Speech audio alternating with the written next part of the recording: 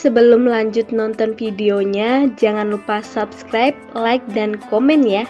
Dan juga nyalakan tombol loncengnya. Selamat menonton.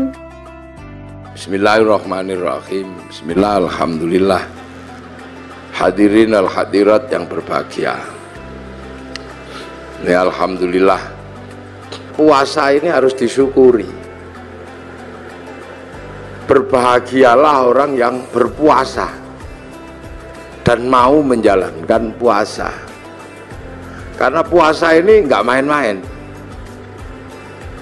Ibadah yang Allah bikin alasan itu puasa.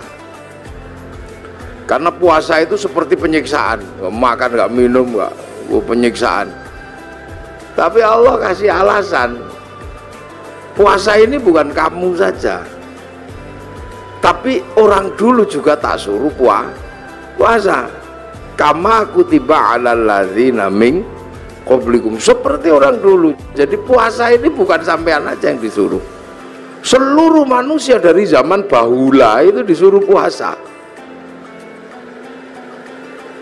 Makanya puasa ini ibadah yang paling terkenal. Karena puasa ini ibadah kuno, kurikulum lama. Ibarat sekolah, kurikulum yang nggak pernah hilang itu berhitung.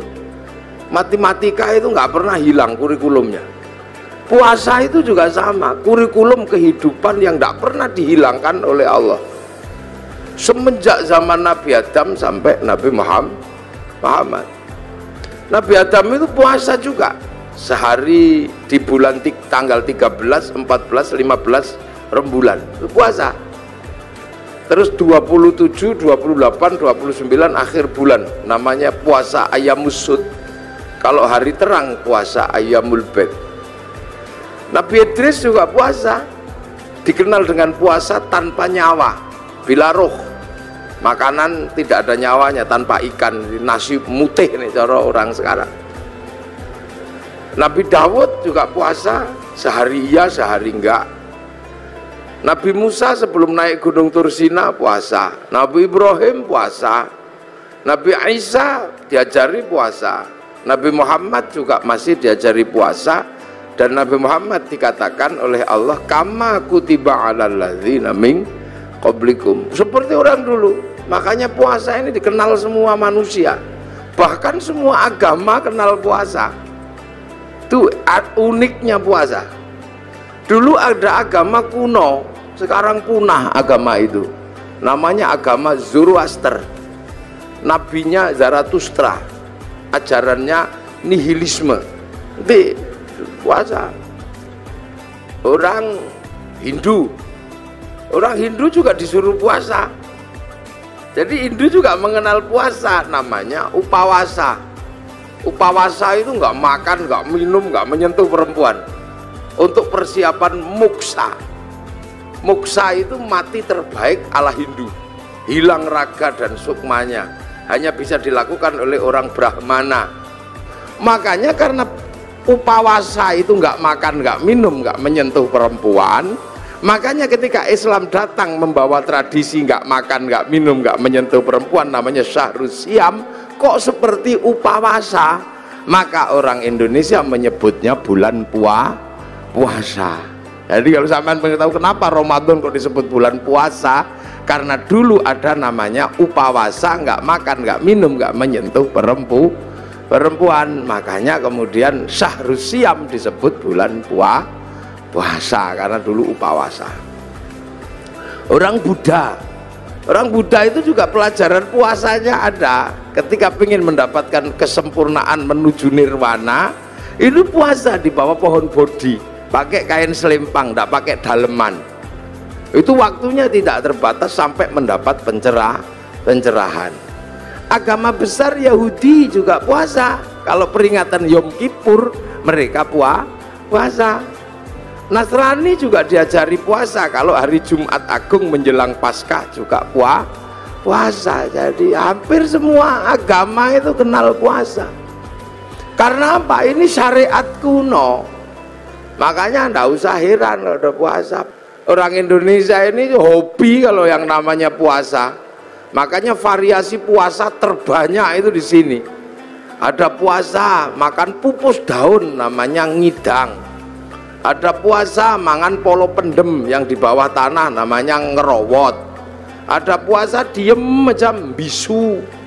Variasi puasa itu macam-macam, itu di sini. Dan bagi orang Nusantara dan orang dunia, puasa ini menempati sejarah tersendiri. Hampir seluruh cerita besar itu bermula dari puasa. Rasulullah mendapatkan wahyu setelah puasa, naik turun gunung di Gua Hira hampir dilakukan selama 15 tahun.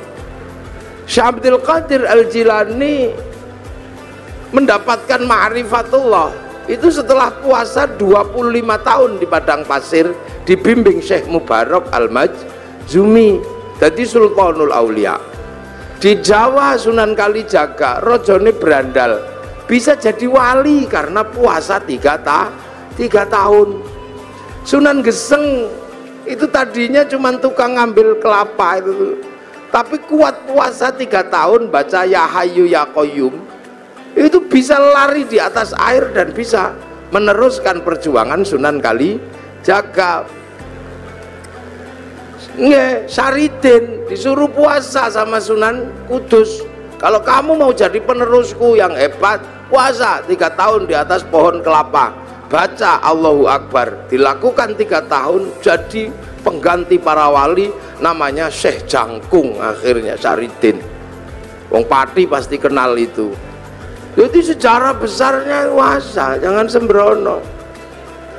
Nah, itu makanya dulu jalan puasa ini banyak ditempuh oleh nenek moyang kita. Lu puasa ini menghasilkan energi yang luar biasa. Ini yang kadang manusia akhir nggak ngerti. Ulet itu kalau pengen terbang dia puasa, jadi kepompong, ngepompong dulu, baru terbang jadi kupu. Ini puasa ini menempati ranking tersendiri. Makanya orang-orang tua dulu hobi yang namanya puasa itu. Kalau punya hajat atau besar, puasa deh, puasa hasil. Itu caranya Allah. Dari dulu manusia dikasih senjata yang luar biasa, namanya puasa. Gitu. Nah inilah ya, jadi ini dari zaman kuno. Makanya orang itu kalau puasanya rajin, kuat, nggak takut apa-apa, sehat. Nah sekarang manusia ini dengan puasa takut. Cuman puasa kita ini berbeda. Kalau puasa yang diajarkan oleh Allah ini la'allakum tattaqun, agar kita menjadi orang bertakwa.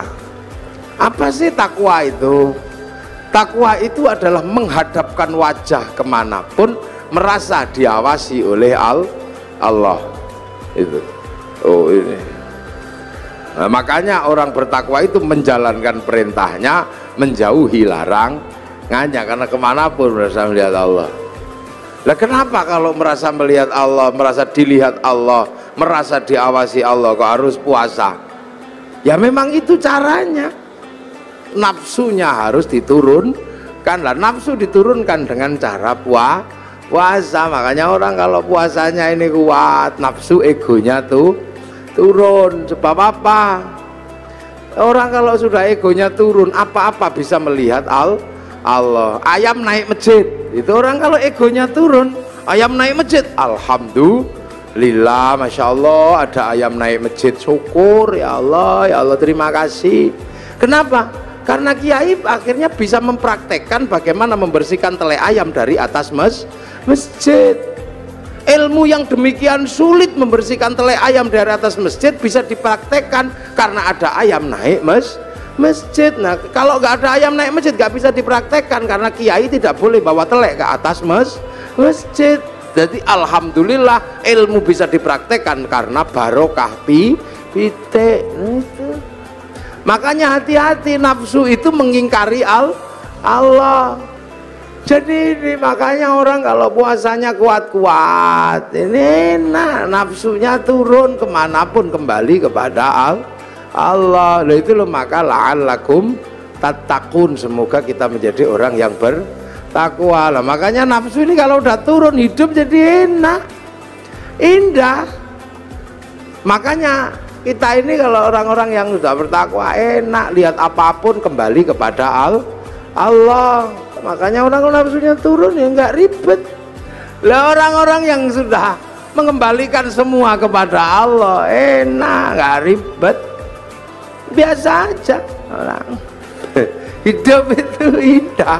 Jadi orang itu kalau sudah mengembalikan semua kepada Allah nyaman, udah nggak ribet. Maka semua kembalikan aja deh kepada Allah. Nah ini syaratnya apa? Nafsunya turunkan. Minimal dengan mengurangi makan kita bisa berlatih untuk menghadirkan dalam setiap kehidupan merasa ada Allah. Loh ya inilah, nah ini yang bisa kita ambil dari yang namanya puasa itu jadi jalani puasa dengan sukacita. Nah inilah makanya semoga ini mengingatkan kita semua tentang puasa. Karena puasa ini kama kutiba alal ladzina min qablikum. Mudah-mudahan ada manfaatnya. Ihdinas siratal mustaqim. Assalamualaikum warahmatullahi wabarakatuh.